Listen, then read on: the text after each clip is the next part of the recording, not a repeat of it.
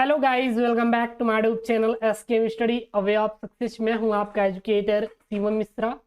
आपका स्वागत करते हैं आपके अपने यूट्यूब चैनल एसकेएम स्टडी पे।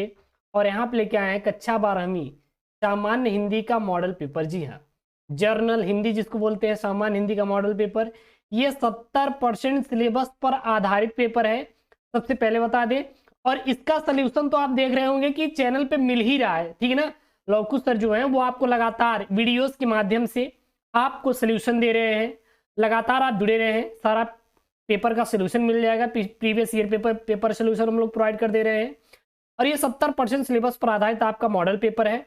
और ये आप मॉडल पेपर जरूर से जरूर क्या करेंगे, आप लोग तैयार कर लीजिए। ये जो मॉडल पेपर है ना, ये आपको जरूर से जरूर तैयार कर लेना है। और ये आपके पिछले साल 2022 में यूपी बोर्ड द्वारा जारी किया गया था, जो कि 70% सिलेबस ही पर ही था। तो कहीं ना कहीं सिलेबस में तो कोई बदलाव किया गया नहीं है, और अभी तक बोर्ड की तरफ से नया वाला सिलेबस जारी नहीं किया गया है। लेकिन ये भी आपका कह सकते हैं तैयार कर लीजिए। यहाँ पे आने की संभावित प्रश्न है कि यहाँ से आपके प्रश्न फंसेंगे, बनेंगे। इसलिए आप इस मॉडल पेपर को आप लोग जरूर से जरूर क्या करेंगे, तैयार कर लीजिए, ठीक है ना। तो 3 घंटे 15 मिनट का आपको क्या मिलेगा, टाइम मिलेगा। और 100 नंबर का क्या रहेगा, आपका पूर्णांक रहेगा। ये 100 नंबर में से आपको केवल 33 नंबर लाना होगा पास मार्क का, यानी पास होने के लिए केवल आपको 33 नंबर की यहाँ पे जरूरत है। और 15 मिनट आपको प्रश्न पत्र पढ़ने की निर्धारित है, और 3 घंटे आपको क्या करना है, पेपर सॉल्व करना है। अब आपके लिए एक इंपॉर्टेंट सूचना ये है कि इसका जो PDF है, आप जाके टेलीग्राम चैनल एसकेएम स्टडी से डाउनलोड कर लीजिएगा। और एसकेएम स्टडी टेलीग्राम का जो लिंक है वो डिस्क्रिप्शन बॉक्स के अंदर दिया गया है। जो फ्री में PDF और जो नोट्स होते हैं वो सारे मिलते हैं टेलीग्राम चैनल एसकेएम स्टडी पे। आज का वीडियो लाइक टारगेट मात्र और मात्र 1000 रखते हैं। और मैं आशा कर रहा हूं कि आप लोग जो ये 1000 वीडियो लाइक टारगेट है ना, ये जरूर से जरूर आप लोग करवा देंगे।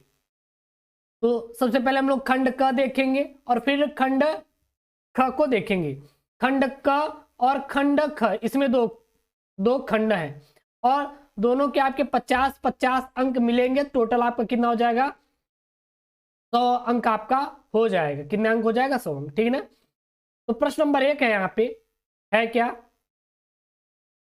पहला प्रश्न है यहाँ पे, शिक्षा का उद्देश्य निबंध के लेखक कौन है। जो शिक्षा का उद्देश्य है, इस निबंध के लेखक कौन है।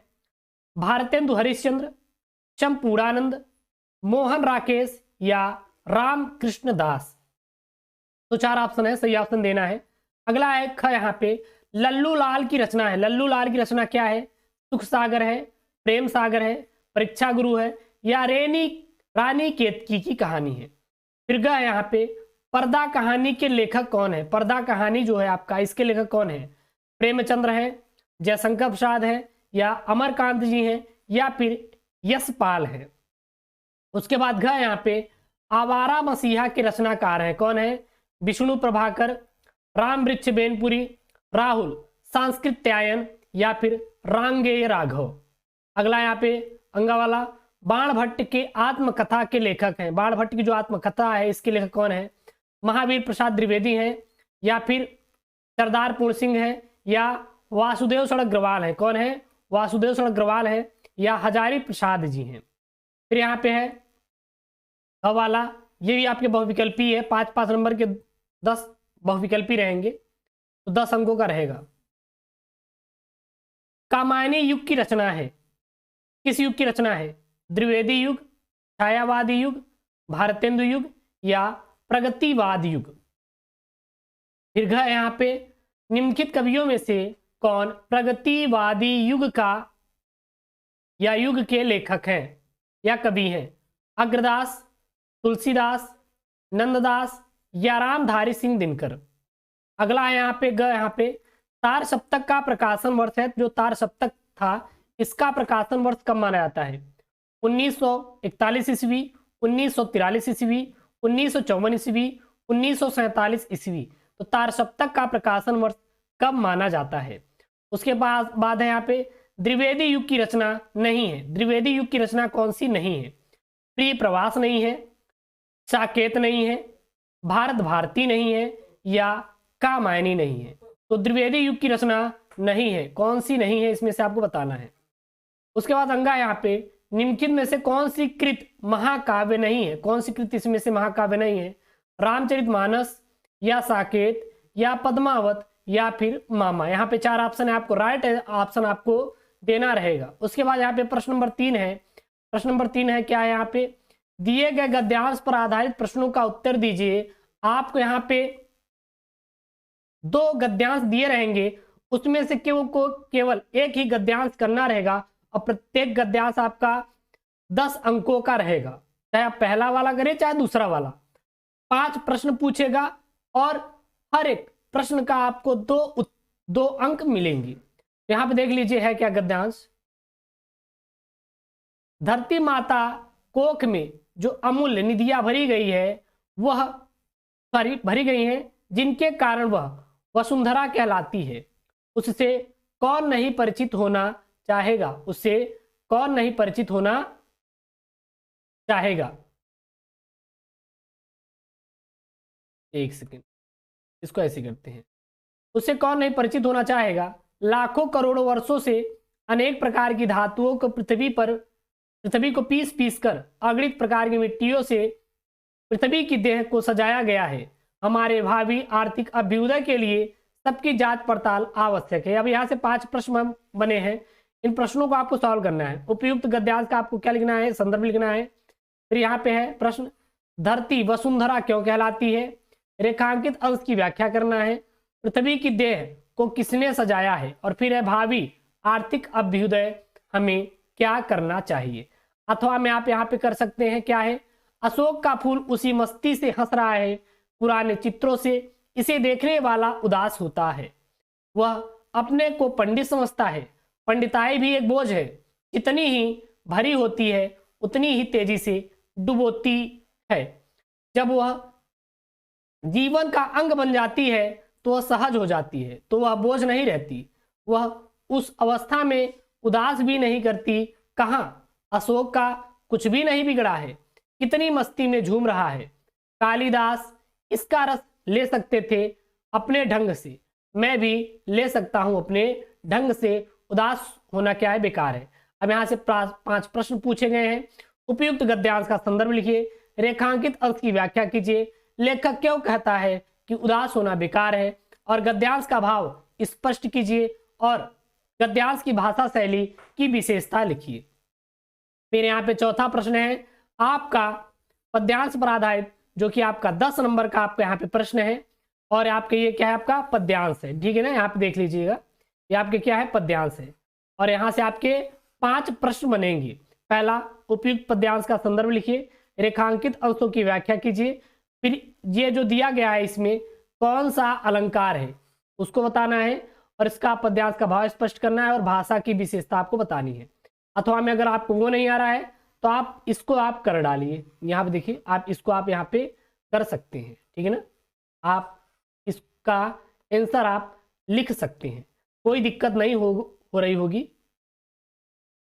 फिर यहाँ पे आपके 5 प्रश्न बनेंगे। उपयुक्त पद्यांश का संदर्भ लिखिए, रेखांकित अंश की व्याख्या कीजिए। राधा लज्जाशील पथिक महिला के विषय में क्या कहना चाहती है? होठों की और कमल मुख में अलंकार बताइए।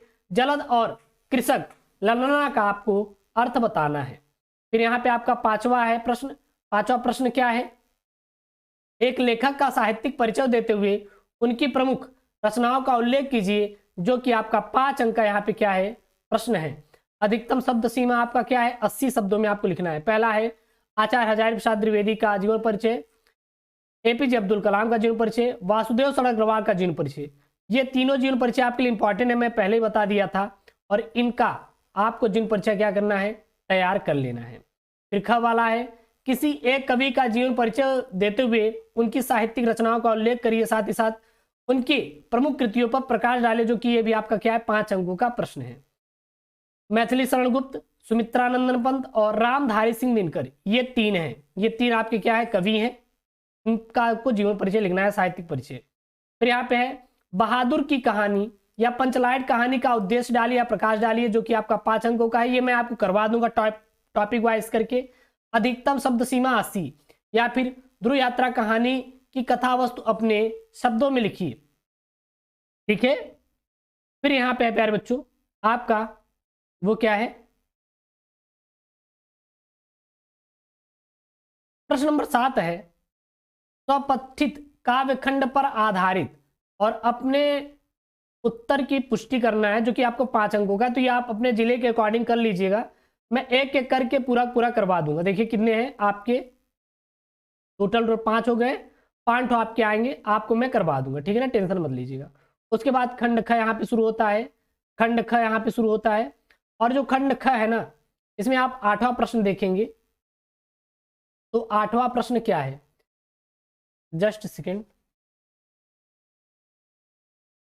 एक सेकेंड, मैं इसको और अच्छे से कर दूंगा ना, तो आपको पूरा दिखाई देगा, ठीक है।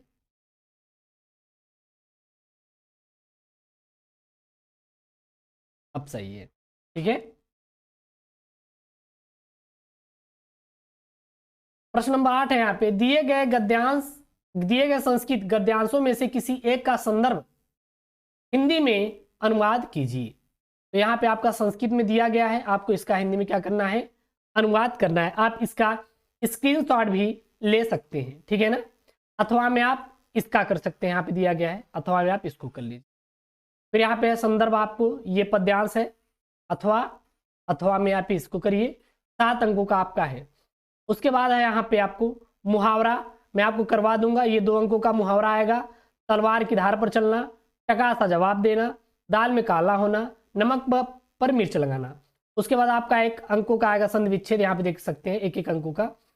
तदाप का संधि विच्छेद क्या होगा, परमेश्वर का संधि विच्छेद क्या होगा, गायिका का संधि विच्छेद क्या होगा, यहाँ पे आपको 2 का उत्तर देना है। उसके बाद यहाँ पे ख वाला, यहाँ पे विभक्ति और वचन चुनना है। आत्मनः में कौन सी विभक्ति और कौन सी वचन है, नामनः में कौन सी विभक्ति और कौन सा वचन है यहाँ पे। उसके बाद आपका शब्द युग्म आएंगे, सही आपको अर्थ लिखकर चुनना है। वसन, व्यसन, विवश, व्याकुल, कवच और भोजन, वस्त्र और आदत, विस्तार और अवधि। फिर उसके बाद यहाँ पे अम्बुज का है, अम्बुज के कौन कौन से हैं, बादल और समुद्र, जल और कमल, कमल और बादल, या समुद्र और कमल। उसके बाद ख वाला यहाँ पे है, निम्नलिखित शब्दों में से एक शब्द के 2 अर्थ बताइए, अंबर, पट, विधि, नाग। उसके बाद आपके यहाँ पे एक शब्द का चयन करते हुए लिखिए, जो आंख के सामने हो, नेत्र सम्मुख, प्रत्यक्ष, आंख के आगे, प्रत्येक आंख, तो ये प्रत्यक्ष होता है इसका। जानने की इच्छा रखने वाला जिज्ञासु होता है, ठीक है।